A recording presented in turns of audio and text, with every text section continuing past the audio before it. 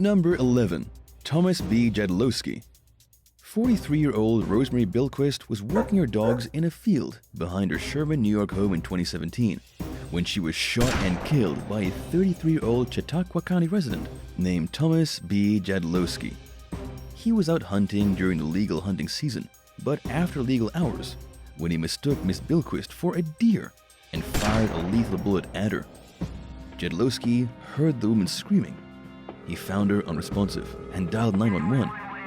She died from her injuries.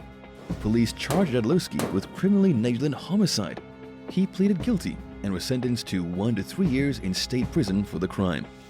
Bilquist's husband, Jamie, told Erie News Now that he wanted the defendant held accountable from the very beginning. He also said that he hopes hunters remember the consequences that JADLOWSKI suffered from hunting after legal hours, and that the tragedy compels them to just go home instead.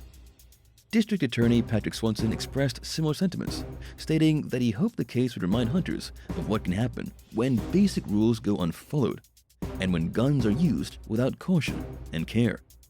Swanson also said that he hopes JADLOWSKI will use his experience to raise awareness among hunters about these dangers once he was released from prison. Number 10. A father-daughter tragedy. 11-year-old Daisy Grace Lynn George was hunting in Harrison County, Texas, late last year when her father accidentally shot her with his high-powered rifle. He was cleaning the gun, which he thought was emptied of bullets, when it fired a bullet into the girl's body. The local sheriff's office received multiple calls regarding a hunting accident and rushed to the scene. All the region's emergency medical helicopters were grounded due to inclement weather. Daisy was rushed to the hospital in an ambulance while emergency personnel tried to save her life, but it was unfortunately too late. The family gave the local press their blessing to print Daisy's name in reports of the tragedy. Meanwhile, her father's name remained conspicuously absent from news articles. Authorities announced that an investigation into the incident was ongoing and that their thoughts and prayers went out to the sixth grader's family and friends. The community of Hallsville came together in grief and love following Daisy's death, according to the city's mayor, Jesse Casey. He went on to tell the Longview News-Journal that Hallsville is a very unique place. There's a lot of family values and compassion for your fellow man here. A GoFundMe campaign raised over $16,000 to help the family cover funeral expenses. It's probably fair to say that Daisy's father is luckier than some of the other hunters on today's list, who were treated less warmly by the communities after they accidentally shot innocent bystanders. Number 9. Mark Henderson. It's devastating when a hunter accidentally shoots another person, especially when it's fatal. And it's just as tragic when a sportsman unintentionally fires a bullet into himself and takes his own life. That's what happened to 57-year-old Mark Henderson in 2019 while he was hunting in the woods of Franklin County, Maine. Sheriff's deputies were called to the scene by Henderson himself, who said he had accidentally shot himself in the lower part of his left leg while bird hunting in Flagstaff Township. By the time they got there, he was unconscious. Emergency responders administered CPR to the victim while awaiting hospital transport. Henderson held on for around 40 minutes before he succumbed to his injuries. According to game wardens, his death accounted for one of just 3 fatal hunting accidents in Maine that had happened throughout the last decade. There are around 6 non-fatal hunting accidents in the state every year, which, as you'll learn throughout today's video, isn't too bad compared to the number of accidents that some states experience. Number 8. Jimmy Carl Castle. Late last year, investigators in Boone County, West Virginia, announced that a 70-year-old man named Jimmy Carl Castle accidentally shot and killed a man who he thought was a bear. Castle was hunting around 11 in the morning on December 1st near the small community of Twilight when he mistakenly shot 30-year-old David Nicholas Green, who was digging for roots in the area. The hunter immediately knew something wasn't right. Realizing he may have fired a bullet into a human dressed in black rather than a black bear, Castle sought help from a friend nearby. The pair returned to the site, but decided not to search exactly where the so-called bear had been because of the steep terrain. So they concluded that Castle must have shot a garbage bag and called it a day. Green's family reported him missing the next day, and the Boone County Sheriff's Office found the young man's body a little while later. It initially appeared as though he had died from a fall, but a closer examination revealed that Green had been fatally shot. Castle heard about a body being found and decided to do the right thing.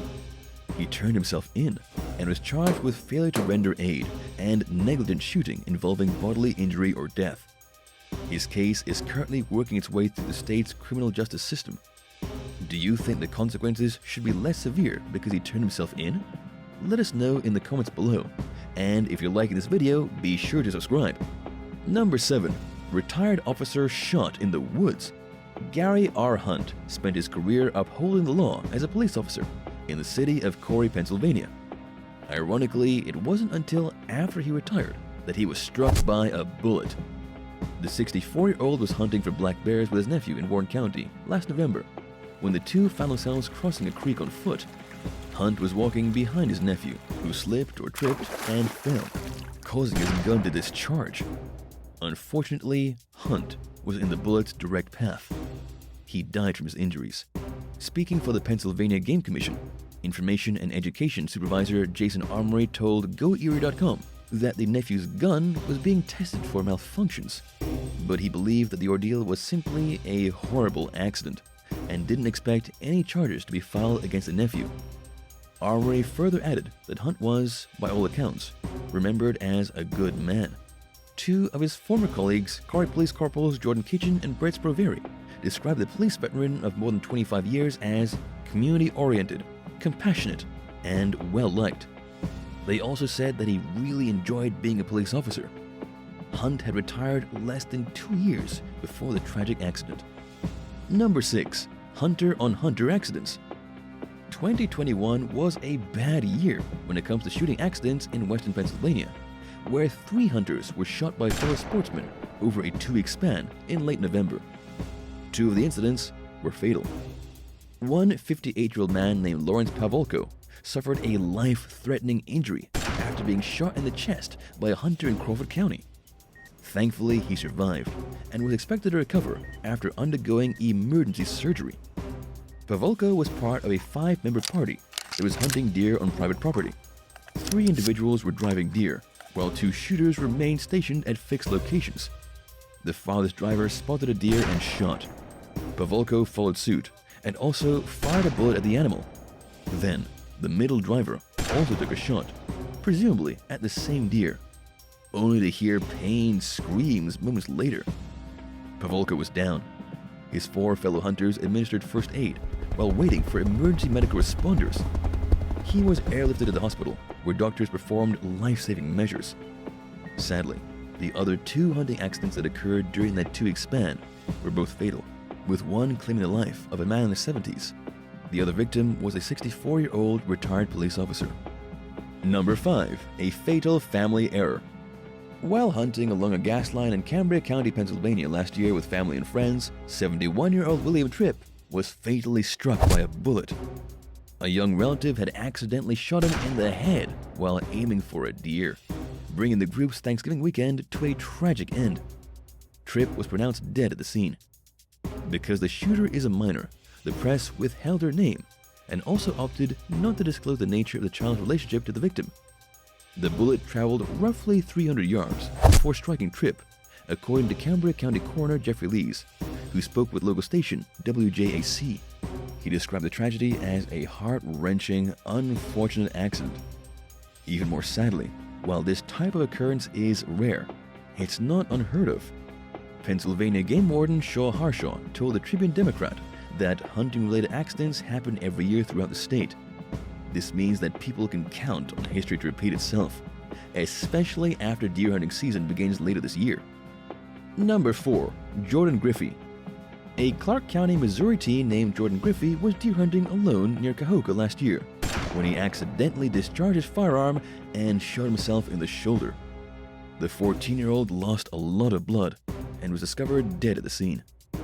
The circumstances surrounding Griffey's death are largely a mystery, especially since nobody else was there when it happened. Authorities believe that he tripped and fell, causing his rifle to fire in the process.